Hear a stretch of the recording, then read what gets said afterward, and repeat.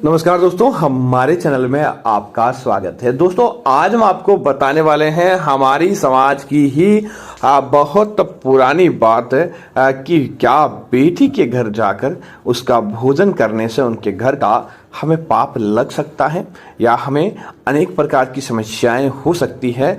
आज इसी बारे में हम आपको बताने वाले हैं, तो चैनल के साथ बने रहें, वीडियो को पूरा देखें, तभी यह कहानी आपको समझ में आएगी।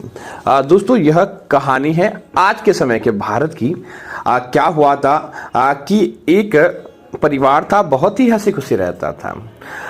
उनके घर के अंदर एक लड़का था, लड़की थी और पिता बड़े परिश्रम के साथ पैसे कमाते थे और अपने परिवार के ऊपर लगाते थे। घर का लड़का बड़ा बेटा था और बेटी छोटी थी। इसी कारण पिता ने निर्णय लिया कि अब बेटी का विवाह कर दिया जाए। तो बेटे से पूछा गया, तब बेटे ने कहा कि पिताजी, मैं इस समय विवाह नहीं कर सकता क्योंकि मेरी कमाई का भी अभी स्रोत नहीं है। मैं स्वयं आपके ऊपर बोझ हूं और एक और दुल्हन लाकर मैं आपका बोझ नहीं बनना चाहता। यह बात पिता ने भी स्वीकार कर ली और बात भी सत्य है कि पिता जब तक व्यक्ति अपने पैरों पर खड़ा नहीं हो जाता तब तक उसे विवाह नहीं करना चाहिए। तब उन्होंने अपने पुत्र की बात को सुनकर अपनी बेटी का विवाह कर दिया। बेटी को बड़े ही साजो सम्मान के साथ, इज्जत के साथ और बड़े ही अच्छा विवाह करके बेटी का विवाह वह कर देते हैं। कुछ समय आता है, बेटी का भी सरकारी नौकरी लग जाती है और वह शहर में रहने लगता है। एक साल के बाद बेटी का भी विवाह कर दिया जाता है और वह बेटा शहर में अपनी पत्नी के साथ रहता है और गांव में वृद्ध माता पिता रहते हैं। बेटा माता पिता के पास आकर कहता है, माता जी, पिताजी, आप यहाँ अकेले रहते हैं और मैं शहर में, इससे अच्छा है कि हम मिलकर एक ही जगह पर रहें। मैं नौकरी छोड़कर आ नहीं सकता और गांव में आपका भी कोई अभी आय का स्रोत नहीं है, तो यहाँ की जमीन और घर को बेचकर वहीं कहीं जमीन और घर लेते हैं ताकि हमारा जीवन भी अच्छी तरीके से चले। माता पिता ने बेटे की इस बात को भी हंसी खुशी स्वीकार कर लिया।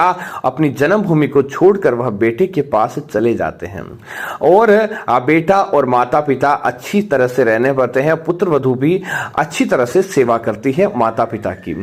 तभी क्या होता है कि लड़के की माता का देहांत हो जाता है किसी बीमारी की वजह से। दोस्तों, जैसे ही माता का देहांत होता है, वह वृद्ध व्यक्ति होता है जो उसका पिता, वह धीरे धीरे बीमार पड़ने लगता है और उसका स्वास्थ्य भी गिरने लगता है, जिसका कारण है दोस्तों, पति पत्नी एक दूसरे के पहिए होते हैं। जब पत्नी नहीं रहती तब पति के साथ बहुत कष्ट आते हैं और वह अपने मन की बात हर कोई व्यक्ति को कह नहीं पाता।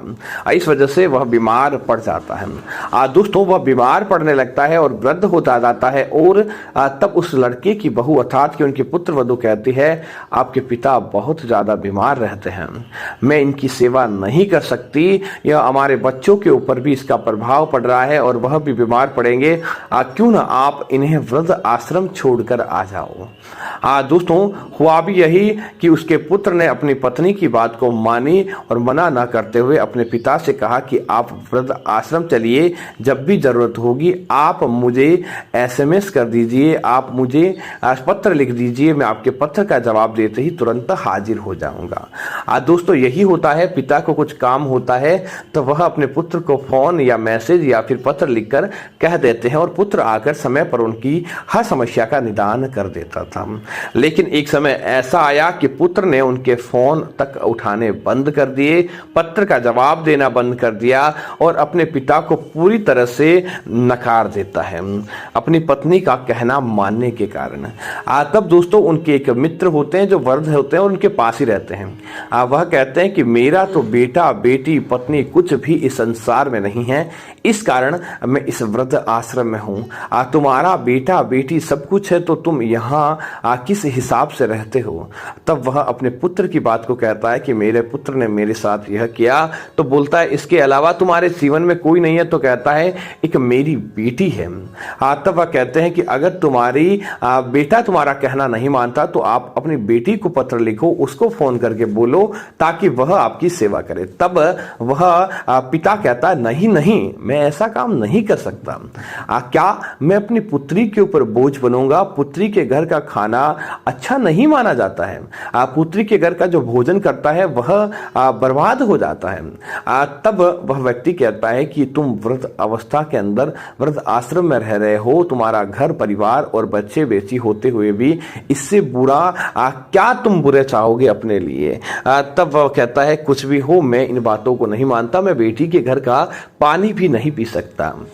तब वह समझाता है यह बात प्राचीन समय की थी, जब पिता अपनी बेटी को केवल कुमकुम के साथ विदा करते थे, वह कुछ दे नहीं पाते थे। और प्राचीन समय में यह धारणा थी और ससुराल वाले भी बेटी के ऊपर दहेज के प्रति बहुत ज्यादा अत्याचार करते थे। इसलिए पिता या परिवार का कोई सदस्य वहां पर नहीं जाया करते थे, क्योंकि जैसे ही जाते थे ससुराल वाले दहेज की डिमांड करते थे। इसी वजह से यह ब्राह्मणों ने इस बात को बना लिया, जो सही ब्राह्मण नहीं, वास्तविक ब्राह्मण नहीं, ऐसे ही ढोंगी थे, उन्होंने क्या किया कि कह दिया कि बेटी के घर का खाना पाप माना जाता है। आज के समय बेटा बेटी एक समान है, दोनों को संपत्ति में हिस्सा मिलता है, फिर आप किस तरह से ऐसी बात करते हो? दोस्तों फिर भी वह पिता नहीं मानता है। इस वजह से वह पास में जो व्यक्ति रहता है वह उसकी बेटी को चिट्ठी लिखता है और अपने उसके पिता के बारे में बताता है। यह सुनकर बेटी दौड़ी चली आती है और पिता से कहती है आप इस हालात में हो, मुझे पता नहीं था, आप मेरे साथ चलिए। तब वह पिता अपनी बेटी को मना करते हैं कि यह बात है और बेटी के घर का खाना उचित नहीं माना जाता। तब वह कहती है पिताजी, बेटा बेटी दोनों बराबर होते हैं, आज के समय में कानूनी रूप से भी कोई गलत नहीं है, तो क्यों मैं आपको कोई सेवा नहीं कर सकती? मैं आपकी क्या, मैं तो हर कोई व्यक्ति की सेवा कर सकती हूँ, आप मेरे साथ चलिए। ऐसा कहकर वह अपने पिता से कहती है, वही बात तो समझाती है कि सब सामान है। ऐसा कहकर वह पिता अपनी पुत्री के साथ चला जाता है।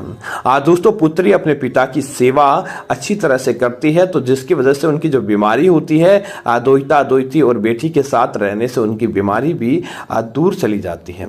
बीमारी समाप्त हो जाती है तो व्यक्ति एकदम स्वस्थ हो जाता है और स्वस्थ होने की वजह से वह अपने आप ही कोई काम को भी करने लगते हैं। इस वजह से वह हंसी खुशी रहते हैं। तो दोस्तों यह थी पहले की बात कि पहले के समय किस प्रकार झूठी बातें फैलाई गई थी कुछ बातें, और यह कारण भी था कि पहले बेटी से दहेज आधी मांगा जाता था, जिसकी वजह से परिवार वाले वहां पर जाकर क्योंकि वहां पर उनके साथ डिमांड की जाती थी, वहां पर जाने से डर लगता था, इसी वजह से वहां पर जाकर भोजन करके वह अपनी बेटी के ऊपर और कष्ट नहीं बढ़ाना चाहते थे, ताकि उसके ससुराल वाले यह नहीं कह पाए कि तुम्हारे घर वाले भी यहां आकर सारे दिन भोजन करके चले जाते हैं। इसी वजह से यह धारणा थी। आज का समय बदल चुका है, आज का हिंदुस्तान बदल चुका है, तो कोई प्रकार की समस्याएं नहीं है और न कहीं शास्त्रों में लिखा गया है कि बेटी के घर का भोजन नहीं करना चाहिए। आप आराम से बेटी और बेटे के अंदर का जो भेद है मिटाइए और जहां आपका मन करे वहां आपको भोजन करना चाहिए। तो उम्मीद है जानकारी आपको अच्छी लगी होगी। ऐसी अन्य जानकारी देखने के लिए आप हमारे चैनल को सब्सक्राइब करना ना भूलें। धन्यवाद मित्रों। जय श्री राम मित्रों।